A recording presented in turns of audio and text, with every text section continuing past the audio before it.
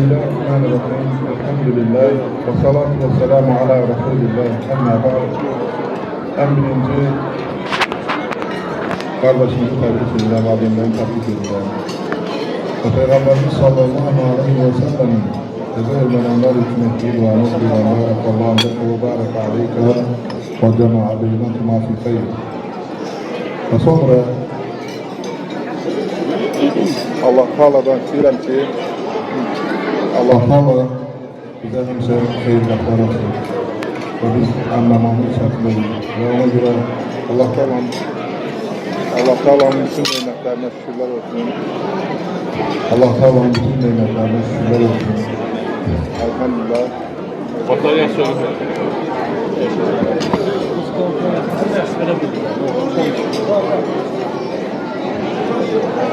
Allah Teala'nın bütün nimetlerine şükürler olsun. Hamdini bilirsiniz ki biz bu toprağlarımızı azad ederiz. Ve Allah Teala çok şükürler olsun. Allah Teala ülkemizi korusun, arkadaşlarımızı korusun. Şehitlerimize Allah rahmet eylesin. Ve sonra bilirsiniz ki evlenmek Allah Teala'mıza buyurduğu bir emir. Ve hemşini bize bu yolu emir edir. Bu tür evlenmeyi ve başka yolları qadağan edir. Elbette ki evlenmek hem de çok faydaları var. Ve elbette ki bunun aile değerleri var, cemiyete xeyri var ve neslin artmasına ve xeyirli insanların çoğalmasına vesaire ve hakkı dünya hem ahiret için. Ve İmam Şafii rahmetullahi aleyhi deyir ki, evlenmek insanlar qəlbiyə aparır. Necə ki, subaylı insanı dəli edir. Nə mənada gedir? Çünki subay insan günahlar edir, haramlar edir, nə gəldi edir, məsuliyyətsiz hərəkətlər edir. Amma evlənən insan məsuliyyətli olur. Məsuliyyətli olur. Yəni o özünü aparmağı bacarır ve haramlardan uzak durur vesaire. Mesela Resulullah sallallahu aleyhi ve sellem diyor, evlenmek dini yazır. Ve görünən qədər insana fayda verir. Ve hemçinin insan gerek bazı meseleler var ki, dərinə getmək lazımdır, hakkından artır. Ama ki, evlənəndə, dostluq eləyəndə, yoldaşlıq eləyəndə baxmaq lazımdır. Ama kim bilir eğitim dostlararsa hepsini olmayan dostlararsa elbette ki dostsuz kalır. Kim eğitsiz lövcə aktararsa subay kalır. Kim qohum-əqrəbanın arasında eğitsiz qohum-əqrəba aktararsa elbette ki uzaqlaşar. Qohumluq əlaqəsini kəsər. Ona görə də əlbəttə ki, insanlar məsuldur, müəyyən xətaları olur. Ona görə də sən də bunlara fikir verməməlisən, həddə açmamalısan.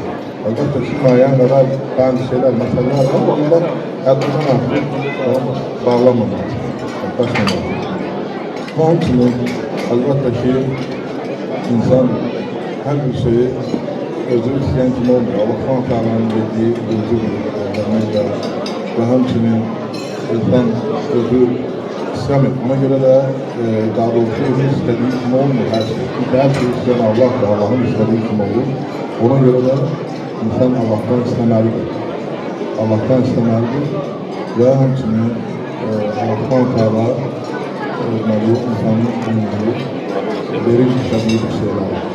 Ona göre de olursan ki insan cennete gelip girmeye bitmişler kalmış yazık değişiyor. Eğer de cehenneme girmeye bitmişse yani ölüm alır onun arasında çadırmışlar ve onun gibi yazısı değişiyor. Yani kendi elinde böyle. Ona göre de dua etmeyi neyle varsa kapatmalısın. Daha önceden Resulullah sallallahu aleyhi ve sellem bir gün Rabia İbn-i Ka'ba dedi ki benden ister. Yani bir şey ister, yani sorur. Ve o ne ister? Dedi ki Ya Resulallah, ben sana komşu olmak istedim cennette. Görmek istedim. Ama görürsen ki bize bir şey değil, belki de başlamalıyız. Mesela sular şeyi, masum oyunları, müziği böyle. Çünkü dünyaya çok her şey. Ama onlar bize numuneydi. Onların istediği bir şey var. Ve bilir ki Resulullah sallallahu aleyhi ve sellem onun bir yerde olmak, görmek de Allah'ı ve onun Resulü'nü sevir. Elbette ki o da Peygamber sallallahu aleyhi ve sellem de dua ediyor. Ve hemçinin insana nimetler verir. O nimetlere bakmalıdır. O nimetler eğer onu Allah'a yakınlaştırırsa nedir xeyirdir. O nimet xeyrə verilir. O eğer Allah'tan uzaklaştırırsa deməli o fitnedir. Fitneyle elbette düşerdir. Ve ona göre de bakmalı lazım. Sen amellerin.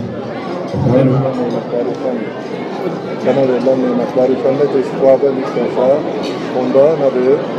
Sənin deməli o verilen nimet, onda bilirsən ki, neye göre verilir. Ve həmçinin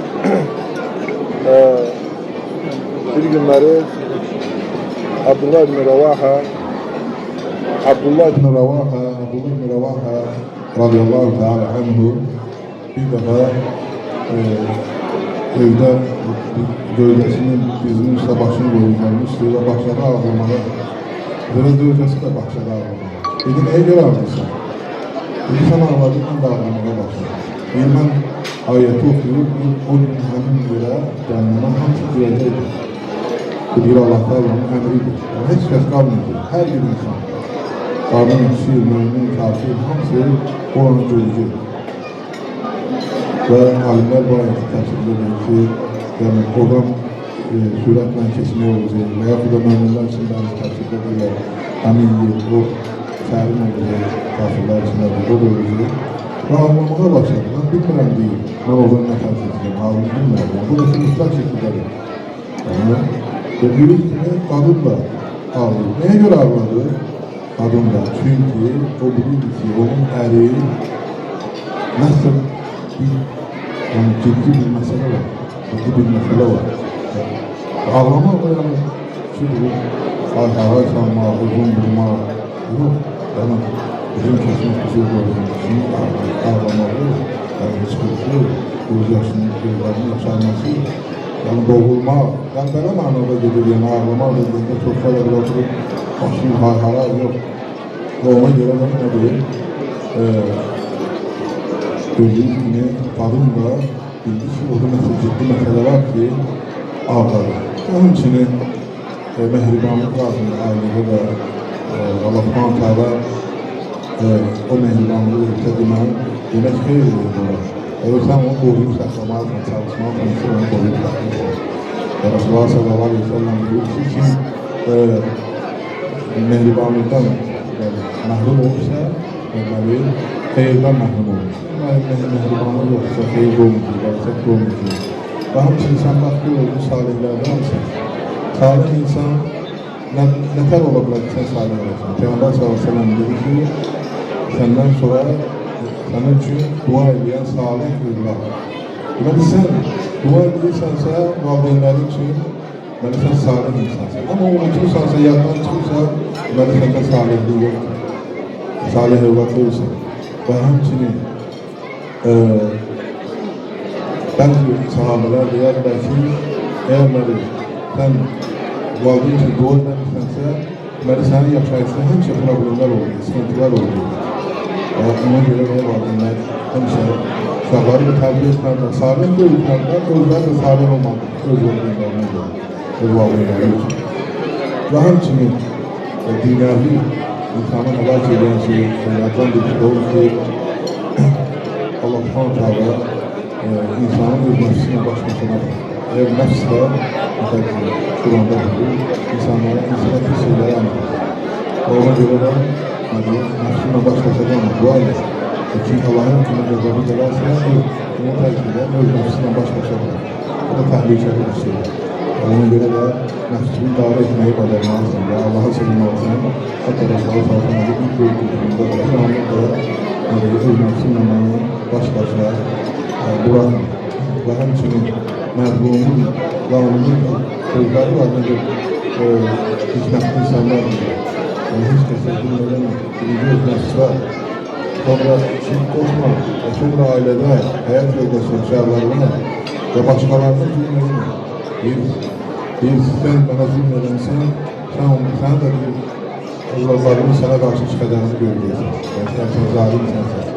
Yoldaşların seni terk edecek, dostların seni terk edecek, tohumların seni terk edecek ve hemçinin duaların kabul olmayacak ve bu cür sana təsirləri olur. Çünki sən zalimsən, zulmədinsən. Çalış ki, bunlardan uzaq olsun. Və həmçinin insan belə öz olduğu yılda buna ruhusu qədəri şükür etməsi Allaha və buna görə yolda olsun ki, hatta açmasın. Onun altına girmək üçün haramlığa düşməsin. Və sahibələr qurban deyərlər, arpa burda söyləyərlər ve həsib müstəhətlərlə Allah'tan da həmin ayəti mahmud etdikləri ki, onlara nə deyir? Allah'tan bana deyir ki, ثُمَّ لَفُتَّلِنَّ يَوْمَئِذٍ عَنِ النَّعِيمِ Siz o gün değil, nimetler bağlısınız. Deyirlər, mən çağırına dedik, ya Resulallah, bizim bir həsibimiz var, bir həsibimiz dağlar yolunda olmuşuz. Biz de mesela soruşturacaqlardır. Bütün nimetlerden insan soruşturacaq. Ona göre de hatta açmamaq ve bizden nimetleri bilmeyi, değerlendirmeyi lazımdır. Ve hamçinin insan çalışmalıdır ki insan ibadetlerinden için çok kötü, vaxtım az qalır. Bakma, insan ömründə bir gün qalıbsa, bir ay qalıbsa, o sana bütün əhvalını görsələr. Onun gibi ömrünün axırını İslam edəcək, onlar da bakılar sana için tanıdırsın.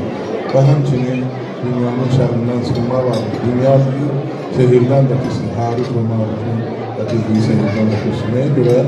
Çünkü Harut ve Marut şehirler bir de her mağlup arasında dururlar. Ama dünya her şeyi mağlup. Ona göre de aile meselesinde ciddi olmak lazımdır. Ve bu meselelere fikir vermek lazımdır. Allah'tan korkmak lazımdır. Allah'tan korkmak ki Allah'tan koyduğu feyliği ve gafzetleri Allah mübarek etsin. Allah'ın